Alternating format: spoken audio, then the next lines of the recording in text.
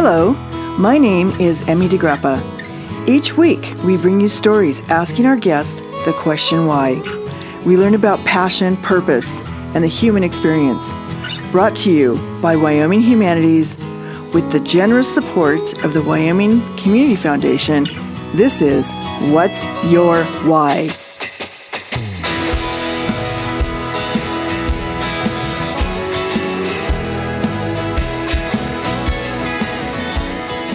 Today, we are talking to Morgan Jowen.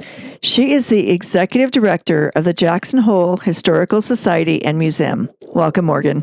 Hi, Emmy. Thanks for having me. Well, of course, I've been wanting to talk to you for a long time, so I'm glad I finally got connected with you and really excited about the Spark grant that the Wyoming Humanities gave to the Jackson Hole Historical Society and Museum called Mountains to Manuscripts, Women's Writing in Wyoming, from 1900 to 1950 virtual exhibit. And I love that it became a virtual exhibit. And first, I want you just to talk about how this became a reality. What was your idea? Yep. Yeah, definitely. The idea obviously started as a physical exhibit, and it has been installed in the museum. But Mountains to Manuscripts really first kind of came to be because we at the Historical Society and Museum, our staff, were brainstorming how do we honor and celebrate and educate people around some really important historical anniversaries. And those anniversaries are obviously the women's suffrage in Wyoming that passed in 1869. So this incredible feat by just a little territory before Wyoming was even a state to pass women's suffrage and recognize women's inherent right to vote. So that was a big kind of historical moment that in 2019 was 150 years after the fact. So this really great part of women's history and related to Wyoming and to how we got our name as the equality state. And then a few other anniversaries in 2020 that also really tie into this theme are women's suffrage in 1920 and August of 1920 that was passed for the entire country. And then also locally here in Jackson in May of 1920, Jackson, Wyoming elected an all-women's town council. And so it just seemed like the time was really right to focus on women's history. And, you know, there were a lot of ideas that got bounced around, and one way would just be, you know, to focus on these specific events, but we wanted to be a little more creative because those stories do get told in different avenues and in different ways, and we wanted to kind of find a unique way to look at women throughout history, and we just thought it was really interesting to look at women authors. As the Historical Society, we have an archive of historical documents and photographs, the primary sources that really bring history to life. And we're always trying to figure out how do we do that in an exhibit. And so what better way to think about history than from the actual words of these women who were writing, 100 years ago and were lucky enough to be published. So it's kind of tangential, obviously, to the very specific anniversaries, but still related. And that's kind of what we wanted to do, to bring something new to the table and just as an opportunity to expand on this topic and educate people about additional things in women's history and women's rights. And so that's kind of how the idea came to be. And then we slowly assembled a team. And the anniversaries obviously spurred this on, but also we, over the last couple of years at the museum, we have dedicated a portion of our museum gallery to rotating exhibits, and we've kind of labeled this part of the exhibit gallery as our History Cooperative Corner. And so when it started, we committed to, okay, this corner is for us to bring in fresh new topics, but also to work with partners to co-curate and create new exhibits with us, so that it's not just we as the Historical Society Museum deciding who and how to tell history, but actually looking to people in our community to say what's important to them and how should we tell this story. So all of these things came together. We had this space, we had these moments, these anniversaries we wanted to celebrate, and we landed on this Mountains to Manuscripts idea. and then really assembled the team and looked to the community for partners. And it was really organic as Christy Smirl has been involved with the Historical Society in the past. She sits on our board and is very involved with the community and obviously has a passion and interest and skill set in literature and books and history, and so she was just a natural fit to bring in as kind of a lead curator. And then as the idea formed more and trying to understand how to make this into a really interesting multimedia exhibit, that's where Katy Ann and then Jenna Mahaffey got pulled in as well. And so we spent, it's a quick turnaround for us when we're rotating exhibits because we're open in the summer and winter and kind of take the off season to put together the exhibit. So in a couple of months, we hit this topic hard and did a lot of work, and it all came together. And so it was installed in December of 2019, and we had a really great opening reception and a lot of interest from our local community, which was really great. And then, unfortunately, COVID and the pandemic hit the world and hit Wyoming and hit Jackson Hole, and so the museum closed earlier than we thought for the winter season. And that based on all of the positive feedback we had been hearing about the exhibit, and now knowing that it was being cut short, we just kind of acted quickly to say, man, how do we make this live on forever and give people an opportunity beyond just the last couple of months to see this information?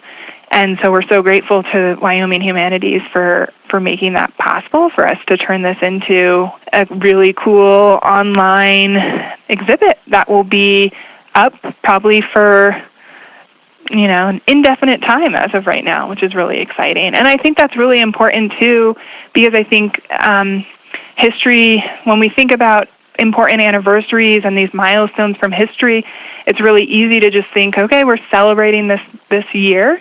But these stories of women's rights and women's histories and women's voices throughout time are important for everyone to know every year. And so we're really happy to be able to keep this going and have it a topic for people to study and learn from beyond just 2020. So, Morgan, I think I long-windedly answered your question.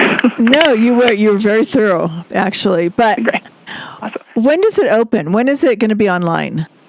We are finishing the final touches, and one fun thing that's come together in the last couple of weeks is we're adding some audio to the online exhibit, because right now the physical experience relies really heavily on displaying quotes and the paintings, and it's this visual experience, and it is a little hard to translate that into a small screen that people will be looking at either on their computer or their phone. And so over the last couple of weeks, we decided to actually find some local women to read some of the quotes that are in the exhibit and some of the passages from the books that are highlighted in this exhibit, so that we can include that audio as you scroll through the online exhibit. So that's delayed it a little bit, but I think we are hoping to have it launched either next week, kind of the first or second week of July. Oh, okay. Okay, well, I'll look out for that. And I'll let you know, too. Yeah, and I know you'll send me a reminder. But anyway, Morgan, it has been so great talking to you. Thank you so much for your time. Thanks, Emmy.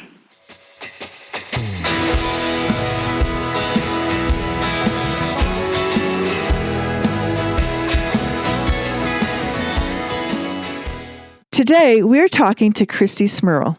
She is a private librarian and rare bookseller. She owns Foxtail Books and Library Services. In collaboration with Jackson Hole Historical Society Museum, she is curating a special exhibit titled Mountains to Manuscripts, Women's Writing in Wyoming.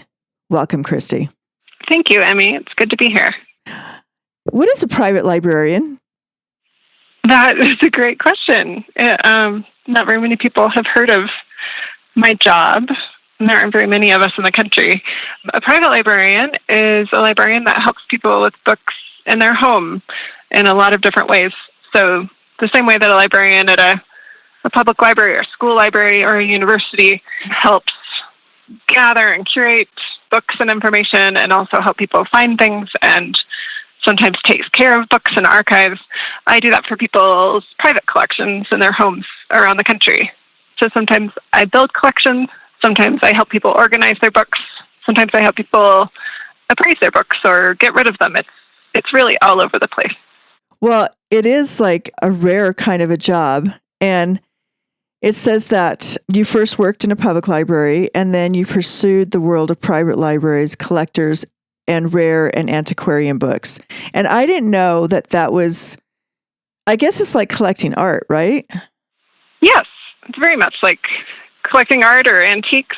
It's also, some people collect books because they're rare or historically important, and some people collect books because they're just avid readers, and like so many of us, they've amassed a collection of, hundreds of novels throughout their lives.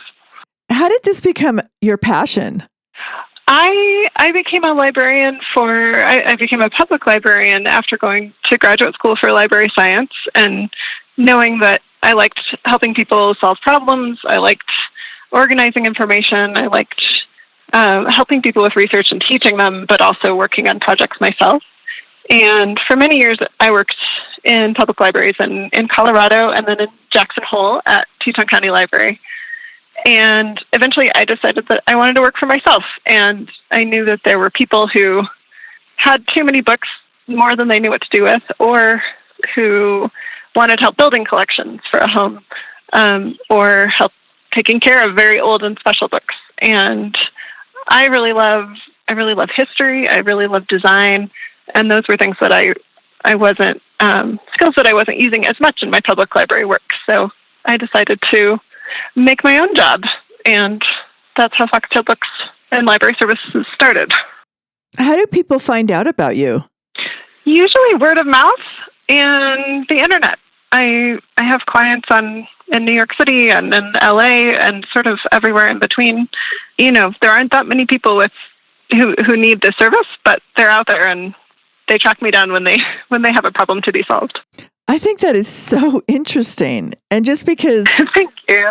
It is a rare kind of job, and you've built your own career. And did you grow up loving a book, loving to read? Oh, yes. I grew up, my mom took us to the public library all the time, and we would always come home with an armload of books. And that was the first place that I would go on my own when I first had a driver's license. And I'm an avid reader. I am not great at finishing books because I get too excited about new ones and start more and put one down and leave it for too long and start another. But I love them as objects. I love content and learning and literature. I'm a book person. I have to be in this work. Yes, I think you do. I mean, I love books too, but there's something special about the feel of a book and just like looking through its pages, even if you're not reading it. Yes, I know. Absolutely. It's true. And it's different for all of us. It's so interesting, the ways that books affect our lives, or the ways that different people are attached to them. Yeah, because even though everything is on the internet, they do all their paper and reading and make all their calendar appointments on the internet. I cannot do that. I love my pencil and my paper. I'm with you. I agree. And, it's interesting. Studies have shown recently that millennials prefer paper books, prefer the physical over an ebook still. The technology of this pen and ink bound together, that object it's doing just fine. It's going strong. We just love them. There's something about books and humans that I don't think the computer's ever going to supersede them. So tell me about the exhibit Mountains to Manuscripts, Women's Writing in Wyoming, 1900 to 1950. Why did you choose that period of time? And what is special about this exhibit? I'm so excited about this exhibit, and it's fun to talk about. The way that I came to Mountains to Manuscripts is the executive director of the Jackson Hole Historical Society and Museum, Morgan Jowen, and I had talked through the years about the voices in Wyoming and the books particularly written in and about Wyoming by women who they're few and far between, these books, and sometimes they didn't get as much attention as the books by their male counterparts, and sometimes they didn't last as long in public memory, even though they were just as good, if not better. And some of them are just sort of little secret treasures that once you find them, they're just delightful. And it was part of Wyoming's history that I felt like more people should know about, that more people could read about. And I also find that books about our surroundings, about our geography, our mountains, and our landscape, people are so attached to their words, and we can relate to them uniquely because that landscape is still all around us. It's hardly changed since people settled here in the 19th century. And so it's just fun to read a story by a woman who's maybe like you in some way or maybe not, but it's fun to read the words of someone who is looking at the same mountains that you are, that knows the flowers you know, or walks trails like you walk trails, and to see your own life and to see history as it has been and also as it's developing in our own time. So Morgan and I sort of came to this idea that we should make an exhibit about women's writing in Wyoming. And that is an enormous topic. In some ways it's an enormous topic. In some ways it's a very small topic because, we are a young state. We are also not a very populous state. There have never been that many people here. And not that many books have been published about Wyoming in general by anyone through its history. So there are books by women, but we sort of had to know where to start. And do we tell the whole story of women writing in the West or in the region? Do we tell the story of one woman's book and, pick one or pick her story and try to tell its story? And eventually we narrowed it down to four who we thought could represent just the early 20th century, just the early 1900s in Wyoming, and who might be able to represent different types of writing and also different lifestyles and experiences in Wyoming. And that's how we came to these four ladies, these four books, and the words that are in them. And I think that it really paints a nice picture of what it's like to be a woman in the West, what it has been like, and what it still is like today. And so what is it going to be like when you do a virtual exhibit? How are you going to draw people in? What are they going to find intriguing and interesting? So the exhibit, of course, was originally and is now a physical exhibit. It's on the walls at the Jackson Hole Historical Society and Museum. But once we had a pandemic and the museum had to close, and so this exhibit was actually scheduled to come down in April, but not that many people got to see it at the end of its life because the museum was closed and we were all socially distancing at home. So the museum was so happy to get this grant to turn it into a virtual exhibit. And yes, of course, I think we've all seen things that have been turned into online versions lately, whether it's our Zoom meetings or our shopping experience or just all sorts of different things that have had to go online. And it was challenging to figure out how to duplicate this and tell these women's story on your screen and with the same emotion without it just being sort of a dull website, just a page of images and text. And so I'm delighted that we had graphic designer Jenna Mahaffey to build us this exhibit online to sort of put it into a format that could mimic the experience inside of a museum, and also that we could use Katy Ann Fox's paintings. Katy Ann she's a painter and an artist, and we used 4 of her paintings in the physical exhibit that were made specifically to go with these books. So contemporary artwork, paintings that could evoke these women's words. And now those paintings are online. They're on your screen. When you look at this digital exhibit, it will bring together in a unique, beautiful way this visual artwork that shows our landscape along with these women's words and their stories. Their photos of what they looked like, of their faces, and also their stories of how they found themselves here and what they were up to when they were writing these books. So what do you find most intriguing about Wyoming? What do I find most intriguing? Yep. I think it is such an unusual crossroads of people, I think, between our complicated history and the different things that people come here for, whether they are they're adventurers and explorers, they're tourists, maybe they're here to learn, maybe they're here to escape something, maybe they're here to research or study something. I think it's such an interesting, just a crossroads of people in nature, and that creates for a really interesting culture beside the nature. The women that you feature in your Mountains to Manuscripts, where did they live in Wyoming? 3 of these women, their writing is about the Teton area. Not all of them lived here full time. And one of the 4 women lived down in southwestern Wyoming, almost to the Utah border, down past Rock Springs. These women were chosen not just for what they wrote, but sort of because they juxtapose one another. So we labeled them, we kind of gave them little titles. That one is called The Visitor, one is called The Resident, The Storyteller, and The Naturalist. Those titles sort of reflect both what they wrote and also what they were doing here. So as you can imagine, The Visitor was just a tourist. She was an early tourist. She was on a hunting trip with her husband in the Tetons, but she didn't live here. She was from the East Coast.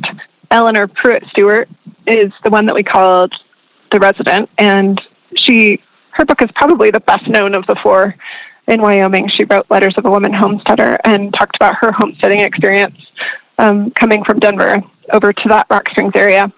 The Storyteller is the title that we gave to Catherine Newland Burt. She was a novelist, and she lived here on a dude ranch with her husband and was another person that lived in other places. She did not grow up here. She did not end up spending the rest of her life here, but she loved the Tetons and ran this famous dude ranch, the Bar BC, right at the base of the Tetons.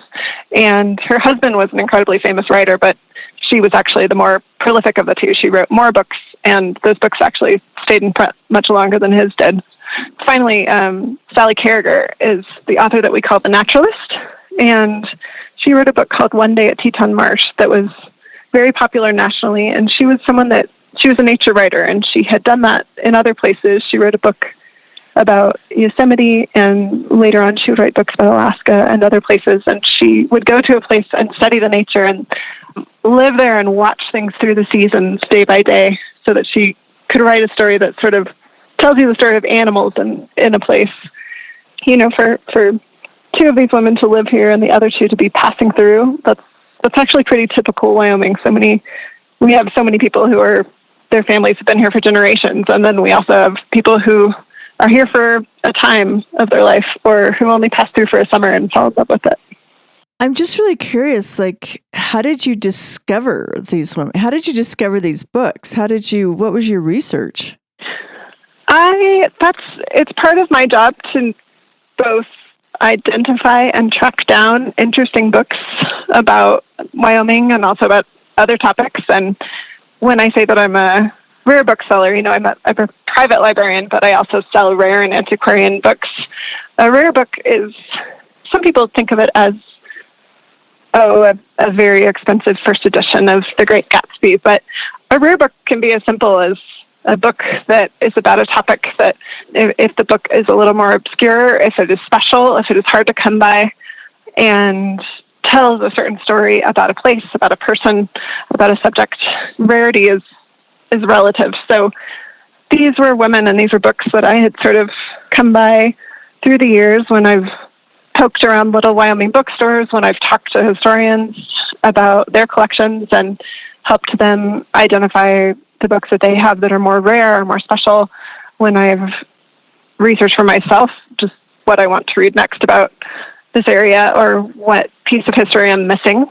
Each of these women sort of came to me through that process, and I also just in conversation with other book lovers who would say, "Oh, have you heard of Grace Gallatin Seton Thompson? Her story of hunting and fishing with her husband in the Tetons is so delightful, and her illustrations are so great." And I would tuck that away in my memory and try to hunt the book down later. So I've come by them through the book trade, interestingly. And so such a fun part of my job. I really love it. It's all still developing. History is, the history of Wyoming and the history of Jackson. I suppose it will always be developing, but we're always learning something new, or whether it's about a new book or a new fact that we didn't know about what was happening in Wyoming 100 years ago. That's what I love about history, is that it's alive and it's changing as we study it. Well, let me ask you one more question now that you brought that up. What other communities have you worked in Wyoming? Most of my work is here in the Teton area.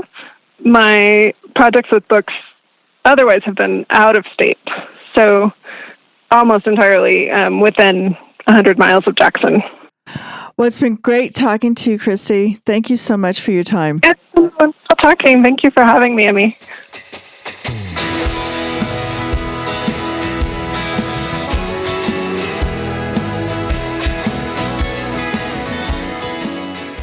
Today, we are talking to Wyoming artist and art professional, Katy Ann Fox. Welcome, Katy. Hey, how are you? I'm glad to be here. What was your journey to Wyoming? Where did you grow up? I grew up in northern Idaho, or north central Idaho, and then I went to University of Idaho and studied business and economics with an art minor, and realized that art was more of a focus of my life. And so I traveled to San Francisco and went to the Academy of Art University to get my master's degree in painting. And then I looked around San Francisco, and I was in awe of the city, but I was in no means a city kid. And so I looked for a place that had a thriving art community, but also a stronger relationship to nature. And Jackson Hole was the place for me. And how did you get involved in the exhibit, Mountains and Manuscripts? I've just been painting as much as possible in this town, and Christy Smirl became aware of my work, and then we've overlapped some in our lives, and she approached me, and we went to picnic and started talking about this project, and I was totally thrilled about what she was stirring up, and then the fact that she approached me, and I love school, and so this was like an assignment that I thought would just be the best, and I was kind of bogged down in doing just a ton of stuff, but there was just no way to say no to this project because it had so much potential, and it was such an all-star roster of women to get to work with. And so what have you been learning about the women? What have you been learning about them and their lives, and how do you capture that in a painting? These were strong women, and we today are still shaped by the landscape that we live in. And we make decisions in our daily lives, how we want to go forward because of the landscape. And so were these women. It was really interesting.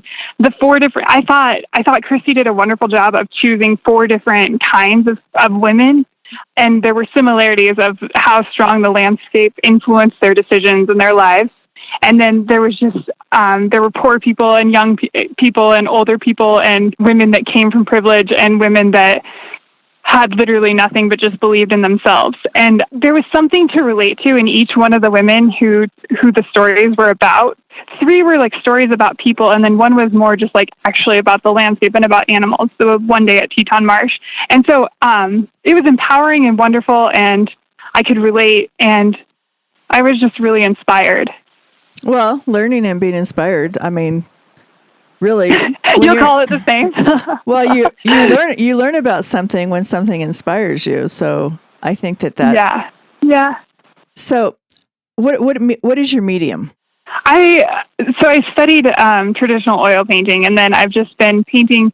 I love painting landscapes, and so that was what Christy was familiar with, and so she really said like I could paint whatever I wanted, which was awesome. And so I read the books, and then I cruised around the area, and also went through my archives to try to find places that I thought were close enough and would help with being accurate and also a bit stylized in each one of my paintings. And I painted these in my own style, which is kind of like it's a high-key oil painting impressionist style, maybe, if you had to start labeling stuff. I have some favorite colors that usually come into most of my paintings that people are kind of calling me out on, but I tend to have a bit of a feminine appeal in my pieces. When people look at the Mountains and Manuscripts exhibit, what do you want them to take away from that?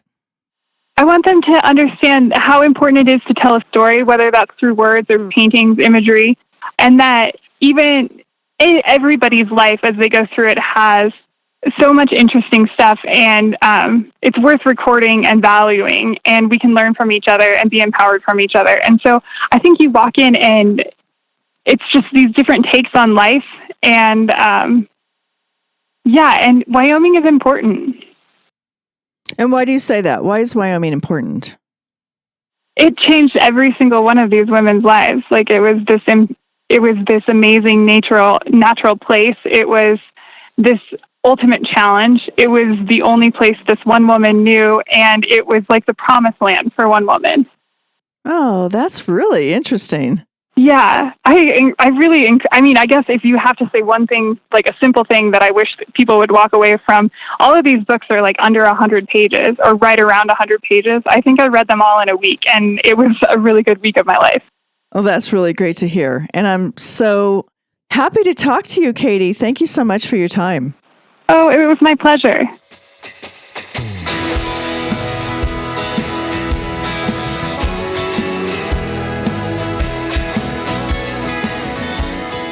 Today, we are talking to Jenna Mahaffey. She is a graphic designer and writer. Welcome, Jenna. Thank you for having me. Jenna, how did you become involved with Mountains to Manuscripts? What was your inspiration to get involved with that project? Yeah, so I do a lot of work for the Historical Society as a contractor for them, doing design work, and that means mostly making, marketing assets, and I also helped with the Home for History campaign during the SPET election in 2019. And when this kind of came up as an opportunity, I thought, wow, this is so great, because not only is this something that I'm interested in designing, but also, this is something that I relate to as a female writer in the West. And not that I'm, have any novels in the works or anything, but I think it's a really awesome thing to shed light on authors that, kind of grew into themselves and into their careers in the early 1900s, which was a really tough time for women to get published as is. Like the fact that these 4 authors had their works and, out in paper is pretty remarkable in itself. So when Morgan, who is the executive director of the Historical Society, asked me if I wanted to become involved and help design the exhibit, I said, absolutely. And it's actually kind of funny, like I've never done any kind of like big wall templating before, but we kind of just, made it work. And while there was some issue with the printer that we used, and obviously I needed to make sure that, all my measurements were right, and how are we going to place it on the wall? It's kind of this pretty cool thing that I realized, like, wow, this is something that I'd love to, continue to do in the future, because I really think that at the end of the day, graphic design is, a lot of people just associate it with creating logos and making art on a computer, but it really does go to show that design path can be kind of translated into a whole bunch of different mediums, whether it's, like I said, a logo or a museum exhibit. And yeah, and that's sort of the story with that. And what do you think you learned about these women that has inspired you since you've been working on this project? I think it's really just that kind of what I was going back and saying was that, like, it was such a big accomplishment for them to have their work published as is during the early 1900s. And I think it's pretty cool to think that, like, wow, like, I'm not saying that I necessarily would love to publish a book per se, but like I think as a writer, like, and really anyone in the creative industry, there's so many odds to overcome, and what does quote unquote making it really mean? So I think like hearing about their stories and kind of continually reading the text that Christy Smirl had written with Foxtail books about all 4 of these women, it is just like it's an inspiring thing, and it sounds cliche, and these 4 authors are exemplary of that. Well, it's been great talking to you. Thank you so much for your insight.